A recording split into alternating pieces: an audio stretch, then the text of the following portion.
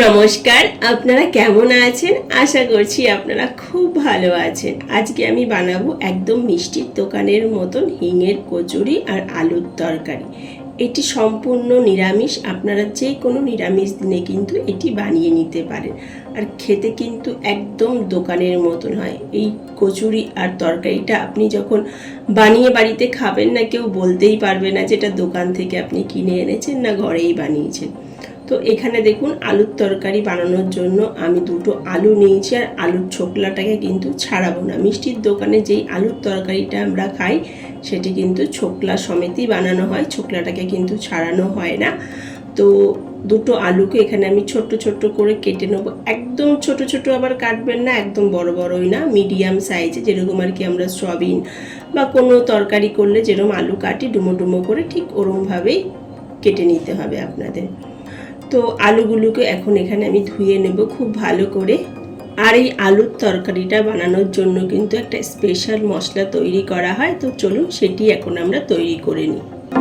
তো কড়াইটা গরম করে নেওয়ার পর কড়াইয়ের মধ্যে আমি গোটা ধনে 2 চামচ দিলাম, গোটা জিরে 2 চামচ, অর্ধেক চামচ মৌরি, অল্প একটু গোলমরিচ, একটা দারচিনি, একটা এলাচ। তো এখানে আমি অল্প একটু ভেজে নেব, মানে একটু মশলাটাকে গরম করে নিতে হবে।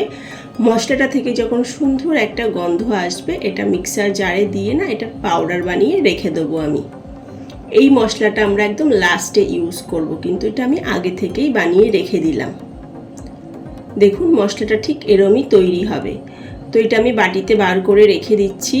তো আবার গ্যাসটাকে ধরিয়ে কড়াইয়ের মধ্যে আমি 2 চামচ সর্ষের তেল দিলাম। সর্ষের তেলটা গরম করে নেওয়ার পর দুটো শুকনো লঙ্কা, একটা তেজপাতা, অল্প একটু 5 ফোড়ন দেওয়ার পর আলুটা দিয়ে দিলাম। আলুটা এখানে আমি কিছুক্ষণের জন্য ভেজে নেব।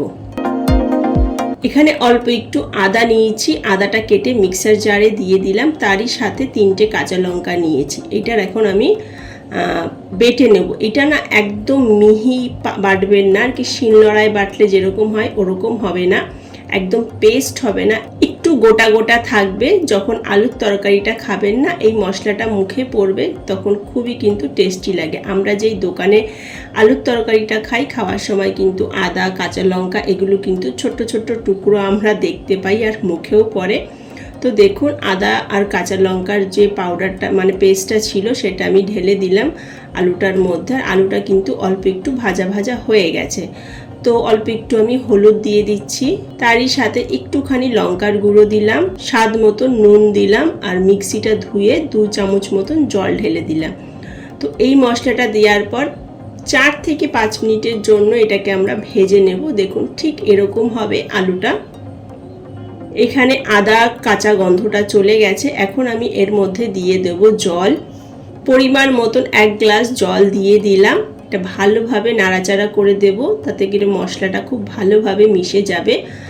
এখানে আমি তরকারিটাকে ফুটতে দেব। আর পাশের গ্যাসে আরেকটা কড়াই রেখে আমি কড়াইটা গরম করে নেওয়ার পর 1 চামচ সর্ষের তেল দিয়েছি। এর মধ্যে দিয়ে দিচ্ছি 1 চামচ মানে ছোট চামচের 1 চামচ কালো জিরে, বড় চামচের 1 চামচ হিং, ছোট্ট একটা বাটির 1 বাটি ছাতু, 2 চামচ বেসন, অল্প একটু নুন।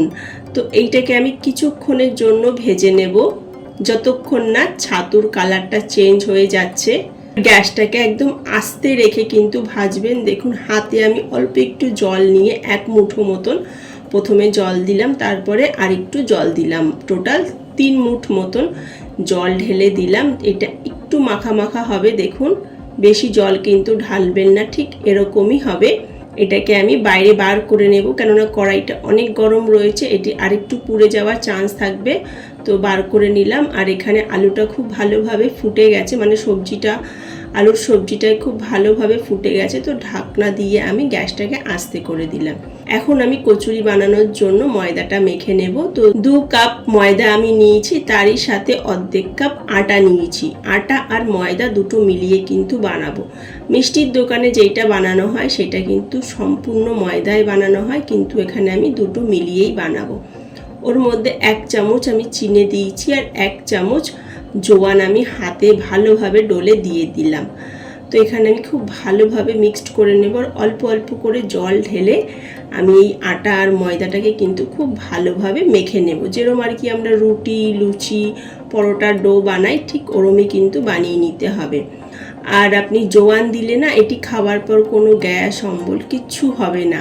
আর বাইরের ওয়েদারটা খুবই সুন্দর, দেখুন বাইরে বৃষ্টি হচ্ছে, আর এই বৃষ্টির দিনে কিন্তু হিঙের কচুরি, আলুর তরকারি খেতে কিন্তু দারুণ লাগে। দেখুন এখানে খুব ভালোভাবে আমি ময়দাটাকে মেখে নিয়েছি। এটাকে আমি এখন কিছুক্ষণের জন্য রেস্ট দেব, 10 মিনিট মতন। আর এখানে দেখুন তরকারিটা কিন্তু হয়ে গেছে, আলুটা কিন্তু খুব ভালোভাবে সেদ্ধ হয়ে গেছে। এখন আমি এর মধ্যে দিয়ে দেব আমরা যেই মশলাটা বানিয়ে নিয়েছিলাম, এই মশলা থেকে 2 চামচ মশলা দেব। এই মশলাটা কিন্তু আপনারা স্টোর করেও রাখতে পারেন, মশলাটা অনেক দিন অবধি ভালো থাকে, 6 থেকে 7 মাস কিন্তু আপনারা আরামসে রেখে দিতে পারেন। মশলাটা দেওয়ার পর খুব ভালোভাবে মিলিয়ে নিলাম। এটা না একটু ঝোলঝোলি থাকবে, এটা ঠান্ডা হওয়ার পর আরেকটু ঝোলটা শুকিয়ে যাবে। আর দেখুন গ্যাসটাকে আমি কিন্তু বন্ধ করে দিয়েছি। আর এখানে যেই ময়দাটা আছে, ছোট্ট ছোট্ট লেচি কেটে নেব, যেরকম আর কি কচুরি, লুচি, নানপুরি হয়, ঠিক ওরকমই ছোট্ট ছোট্ট লেচি এখানে আমি কেটে নিয়েছি। লেচিগুলোকে গোল করে নেব, দেখুন এইভাবে। এখন আমি এইটাকে বাটির শেপে দিয়ে দেবো, ছোট্ট করে দুটো আঙ্গুলের সাহায্যে দেখুন এরকম ঘুরিয়ে ঘুরিয়ে একটা ছোট্ট বাটি মতন, মানে প্রদীপ মতন বানিয়ে নিতে হবে। তো এখানে আমি অল্প একটু পুর দিয়ে দেব, পুরটাকে খুব ভালোভাবে ভেতর দিকে ঠেলে ঠেলে ঢুকিয়ে দেব। আর দেখুন পুরো সব মুখটা ধরে এটা আমি কি সিল করে দেব, ঠিক এইভাবেই। তো আপনারা ঠিক অল্প অল্প করে পুর দেবেন। সবার প্রথমে বাটির মতন আকার তৈরি করে নেবেন, ওর মধ্যে অল্প একটু পুর দিয়ে খুব ভালোভাবে মুখটা বন্ধ করে দেবেন। আর পুরটা না একটু ভেতর দিকে ঠেলে দেবেন, এতে করে বেলার সময় এটা ফেটে যাবে না, বা ভাজার সময়ও কিন্তু এটা ফেটে যাবে না। তো প্রথমে সব কটার মধ্যে এরমভাবে পুর ভরে নিচ্ছি আমি। দেখুন যেরমভাবে আমরা কড়াইশুঁটির কচুরি বানানোর সময় কড়াইশুঁটির পুরটা ভরি, ঠিক ওরমভাবেই কিন্তু ভরে নিতে হবে। আর পুরটা ভরে নেওয়ার পর হাতের সাহায্যে একটু চেপে চেপে দিতে হবে। দেখুন তো এখানে আমি তেলটা গরম হওয়ার জন্য বসিয়ে দিলাম। তেলটা যতক্ষণ গরম হচ্ছে ততক্ষণ এই কচুরিগুলো আমরা বেলে নেব। তো বেলনা চাকির মধ্যে অল্প একটু তেল লাগিয়ে নিতে হবে সবার প্রথমে, তারপরে কিন্তু হালকা হালকা করে বেলে নিতে হবে। ময়দা গুঁড়ো বা আটার গুঁড়ো কিন্তু ছড়াবেন না, তেল দিয়েই এটাকে বেলবেন। আর হালকা হালকা করে বেলবেন, এমনভাবে বেলবেন যাতে করে যে পুরটা আছে ওটা ফেটে বাইরে না চলে আসে। দেখুন ফার্স্টটা রেডি হয়ে গেছে। এইভাবে আমি প্রত্যেক কটা বেলে নেব। প্রথমে 3-4টে বেলে নেব, আর তারপরে ভাজবো। তো ভাজতে ভাজতে এক সাইডে বেলতেও থাকবো। তেলটা ভালোভাবে গরম হয়ে যাওয়ার পর একটা কচুরি আমরা তেলের মধ্যে দিয়ে দিয়েছি। গ্যাসটাকে আমি মিডিয়ামে করে দিলাম। এখন একটা সাইড অল্প একটু ভেজে নেওয়ার পর এটাকে উল্টে দেব। আর দেখুন হালকা হালকা করে কত সুন্দর উপরে চামচ দিয়ে আপনি একটু প্রেস করবেন না, খুব সুন্দর করে কচুরিগুলো কিন্তু ফুলে যাবে। তো উল্টে পাল্টে দুটো সাইড খুব ভালোভাবে ভেজে নেব। দেখুন দেখতে কত সুন্দর লাগছে, আর পুরটা কিন্তু বাইরেও বেরায়নি। আরেকটা কচুরি আমি তেলের মধ্যে ছেড়ে দিলাম, আর হালকা হালকা করে না চামচ দিয়ে একটু করে প্রেস করব। দেখুন এরমভাবে নিচের দিকে একটু প্রেস করে দিলেই কচুরিগুলো খুব সুন্দর করে ফুলে যাবে। দেখুন প্রত্যেকটা কচুরি কত সুন্দর করে ফুলছে। তো এক সাইডে আমি বেলছি, আর আরেক সাইডে কিন্তু আমি কচুরিগুলো ভেজে নিচ্ছি। তো গ্যাসটাকে বারবার বলছি মিডিয়ামে রাখবেন, মিডিয়ামে রেখে কচুরিগুলো ভাজবেন। এতে করে কচুরিটা খুব সুন্দর খাস্তা ভাজা হবে, আর খুব সুন্দর কচুরিগুলো দেখুন ফুলছে। তো এইভাবেই আপনারা বানিয়ে নিতে পারেন। আর দেখুন আলুর তরকারিটা দেখতে কতটা সুন্দর লাগছে, প্রত্যেকটা কচুরি কত সুন্দর তৈরি হয়েছে, পুরো ভেতরে পুর ভর্তি। তো আপনারা যদি চান এইভাবে বাড়িতে বানিয়ে নিতে পারেন খুবই সহজে, যে কোনো নিরামিষ দিনে।